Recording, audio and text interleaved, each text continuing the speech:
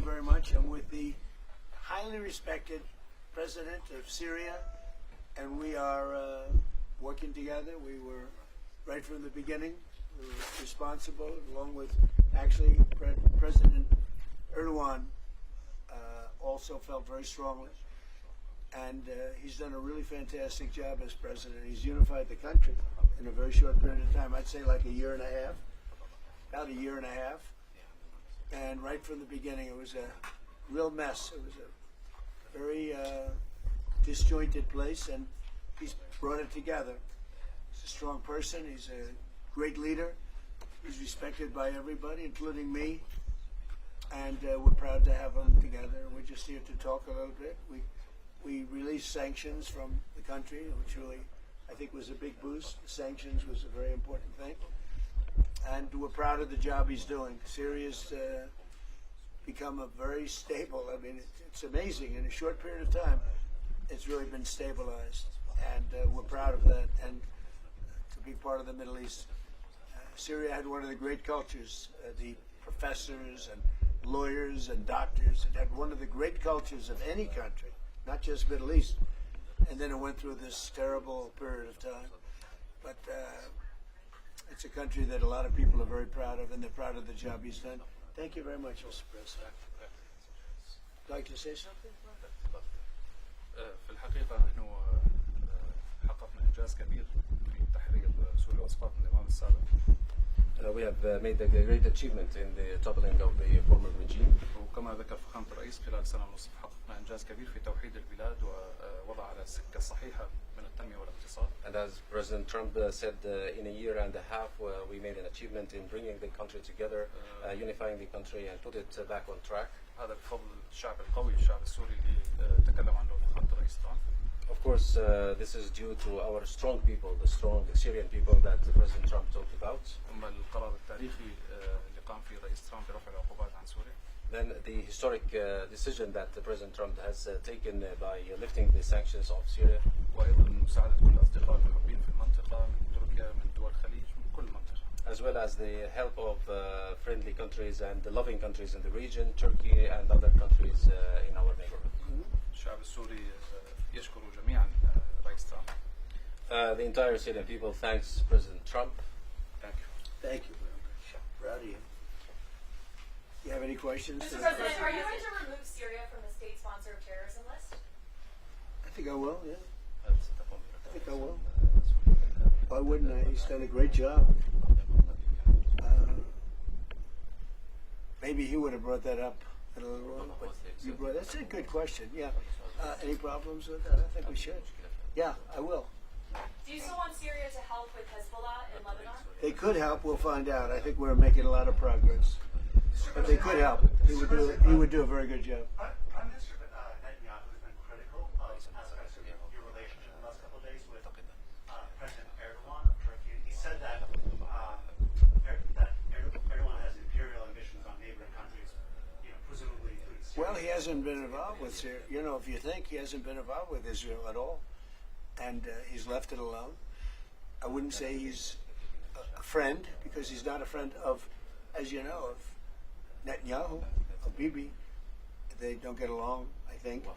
But, for me, he's been great. Look, Turkey's been fantastic and a fantastic ally. They're also a NATO country.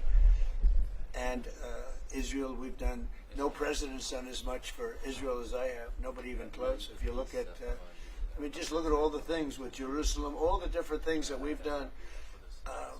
The Golan Heights, I did things, nobody has ever done anything for Israel like me. And we've made tremendous progress, and we've made a lot of progress with Iran too.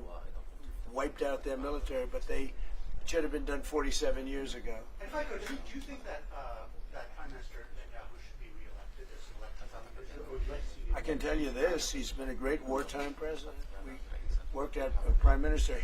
So we worked with each other very closely, and we went through a very big thing. We did a big thing together, and in my opinion, he's been a great wartime Prime Minister. I don't know anything about his politics, I'm not sure. I would think he should be popular because he did a very good job. We had and have a very good relationship, but he was a great wartime Prime Minister. President Trump said If you had other prime ministers, you know what? There wouldn't be in Israel right now. You know that? There wouldn't be. It would have been blown to pieces by Iran. If you had a weak prime minister, you wouldn't have. And if you had a different president, I guarantee there wouldn't be an Israel. Israel wouldn't exist today if you didn't have me as president. President Trump, sir, Daniel? data from the Energy Information Administration revealed that U.S. crude oil production set a new record in the month of April under your leadership. That's right. Why is it important to keep hitting numbers like this at this moment in time? Why is it important that you were able to get this done and keep it on this trajectory? Well, when we decided to do this, it's called the denuclearization of Iran. We have to do it. We have to have. They're never going to have a nuclear weapon, and they admit they're never going to have it. But they behave badly. Always behave badly. There's something wrong with them. But when we did this, we thought oil would go much higher, and it didn't go very high. And now it's coming way down, and you're going to see oil drop very low. Now maybe we'll do some other things that could lift it a little bit, but I don't think it's going to lift it a lot at all. I think oil is coming down. There's tremendous amounts of oil. Scott, what would you say about that? Yes, so record production under President Trump in his first term. Now in his second term, the U.S. is an energy superpower. It's why we weathered the conflict better than anyone else. And there just this weekend, Bloomberg wrote that there is an oil glut out there, and we think that safe, secure American oil maybe even should trade at a premium to the rest of the world. So we have, if you add it up, you take Saudi Arabia and take Russia, two big oil producers. We do more than twice as much. We do more than, so think of it, Saudi Arabia, Russia put together, we do more oil, and that's not including Venezuela. It's pretty amazing. And this all happened during my term. We started it at first term. Biden blew it because he had no idea what he was doing. But we are producing more oil right now than Saudi Arabia and Russia combined by almost double. Okay, any other questions? Yes. Yes, ma'am. You said that dealing with the Iranians is a waste of time. How do you plan to get the nuclear material and the nuclear assurances that you want? Well, we've already got the nuclear material because it's so far underground, nobody's going to be able to get it except us because we have the equipment that can get it. But I call it the nuclear dust. The nuclear material is so far down underneath a mountain, and now that's been determined, that it would take massive machinery that we have that no other country has. They can't get So it. you have no plans to go in, boots on the ground? Why would I go in now? I'd go in when they're completely either eliminated or whatever happens, or an agreement's made. Mr. President, Yes. if you cut off trade with Spain, does that mean that you're going to have to renegotiate a trade agreement with the EU? With who?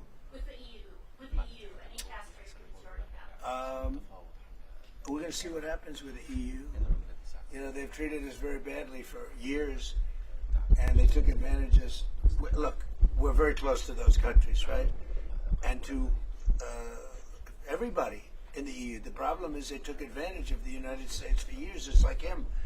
They took advantage of Syria. He's bringing it back. And I'm bringing the United States back. We have the greatest economy we've ever had. We have the biggest investment. 19.2 trillion is being invested right now in the United States. 3 trillion was the number, the record. Under Biden and under the past administration, they had less than $1 trillion for 4 years. We have 19.2 trillion in 12 months. Think of that. We have the largest amount of money being invested in a country in history. Pretty amazing. 19.2 trillion with a T. So, and they're building factories all over the country. I think yesterday Toyota announced they're leaving Mexico. And they're coming, I'm not that Mexico's thrilled about it, but they're leaving Mexico and they're coming to the United States to build what will be, I believe, the largest automobile plant either in the world or at least in this country. Mr. President, Daniel? quick domestic question. You announced on True Social a couple days ago that Walmart is cutting their prices Yeah. 15%. How big of a deal is that for American customers this summer? So Walmart has agreed to cut their prices very substantially because things are going down. We're getting it down. We inherited very high prices. We inherited the highest prices in the history of our country. or 48 years to be exact, but I don't believe that. I think it's in history. So under Biden, they had tremendous inflation. Under the Democrats, we had tremendous inflation, record-setting inflation. And now, inflation is way down. Everything is great. We have, the prices are coming down, but we inherited, they talk about they use different words to describe it. They had very high prices. The prices are coming down. And when the oil comes, the oil is coming way down. The oil dropped by 50% in the last month. And when that comes down, it brings everything else down. No, it's affordability. And they came up with the word affordability.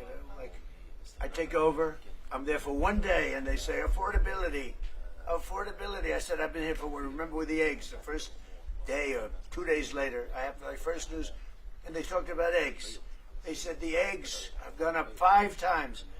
I've been in office for one day. And I said, well, we'll have to do something. In fact, they told me not to order eggs for the Easter egg hunt at the White House. I should use plastic. I said, we're not doing that. And by the time we came, that was a couple of months later, that happened, and we ordered thousands of eggs. And right now, eggs are way down. The prices are way down, and they're coming down further. So they made up a phony word that they used. They said affordability. They're the ones that caused the affordability prices. I didn't. But I brought it down. And the oil is coming down very big. Brent crude is up slightly today on the announcement. A little bit, yeah, because we hit them. Anytime we hit them, it goes up a little bit, $2. Is that what you mean? Is that what you meant when you said that we might see oil prices lift a little in response A little to... bit, yeah, $2, very little. It's down from, let's say, $135 down to $69. It's dropping, and everything else drops. So as oil goes, so goes everything else. But anytime if we hit Iran, oil goes up a little bit. It's all right. Mr. President, do you think And you know what we're doing? We're de-nuking it. All right? We're de-nuking Iran. They're not going to have a nuclear weapon. All right, one more question. Sir, do you think Israel should withdraw troops from southern Lebanon? Well, I talked to Bibi about that. Yeah, I think they're going to. I think they want to. I don't think it's a question of me. I think it's a question they want to. And they're getting along with Lebanon. They're signing deals with Lebanon. First time ever. Marco, talk about that. If you'd like. Yeah, we have an agreement that, and that's the goal at the end. Obviously, Israel's concerned about their security. But the president did a great job bringing those two countries together for the first time. It's a big thing. First time in many years, right? Stuff. So we have a deal with Israel and Lebanon. And, yeah, they'll leave. And I think it's going to work out very well. But we're here for this because Syria has turned around as fast as I've ever seen. Well, actually, I turned the United States around very fast. I inherited from a man who was not smart, not a smart person. We inherited from the men where they were running this country so badly with the open borders. Think of it, 25 million people allowed into our country. And that includes 11,888 murderers, most of whom murdered more than one person, okay? And we got most of them out, or we have them in jail. And we've done a great job. Washington, D.C. now is considered one of the safest cities in the country. If he came to Washington, D.C. a year and a half ago, he'd fear for his life, even though he never feared for his life before, because it was very dangerous. But somehow his territory might have even been a little more dangerous. I joke because, he comes from a rough environment. Would you say that's right, Tom Barrack? Huh? It's sort of funny to think. I don't think he'd be too concerned with Washington a year and a half. But we had a very, very unsafe Washington, D.C., and now it's one of the safest cities in the country. We put the military in. Washington went from being an unsafe to one of the safest cities, and crime is down 94%. We don't play games. We removed over 5,000 career criminals, many of whom came in through the open borders of Joe Biden. We did the same thing with Memphis, Tennessee. We did the same thing with in Louisiana. You have to speak to the governor, because New Orleans, the crime rate is down 78% in a little while, and they had the best Mardi Gras they've ever had. So we're doing a good job, and he's done a great job too. And I thank you very much. Thank you very much, everybody.